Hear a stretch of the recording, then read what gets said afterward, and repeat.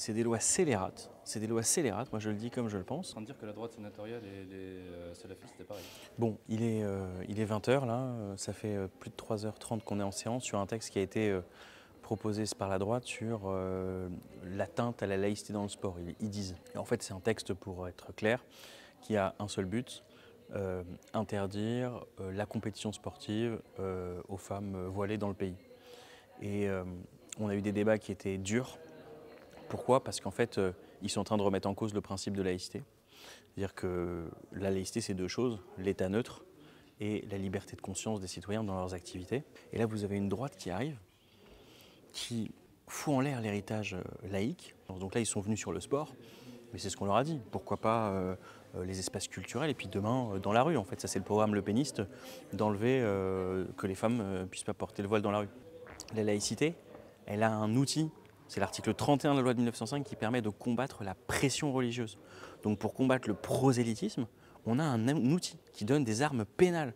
Le sujet, c'est qu'on applique cet outil. Et je vais vous dire, c'est pire que ça. C'est qu'ils sont en train de faire le jeu des islamistes. Parce qu'en fait, quand vous faites en sorte que des femmes voilées qui ont une pratique paisible de leur religion, elles puissent tout d'un coup, on leur dit, bah, en fait, tu ne peux plus faire de sport en compétition. Voilà, il y a une nouvelle loi, tu ne peux plus faire de sport en compétition. Mais qu'est-ce que ça crée? Frustration? Ressentiment? Mais ça, c'est le terreau formidable pour ceux qui veulent les convaincre que la République est discriminatoire, etc. Donc ce type de loi, c'est des lois scélérates. C'est des lois scélérates, moi je le dis comme je le pense. En train de dire que la droite sénatoriale et les salafistes, c'était pareil. Non, je dis pas que c'est pareil, je dis juste que c'est pas la même chose. C'est une mâchoire identitaire. Une mâchoire identitaire avec des gens qui s'instrumentalisent l'un l'autre, alors qu'au milieu, il y a un tas de gens qui veulent vivre paisiblement. Donc il faut refuser cette instrumentalisation.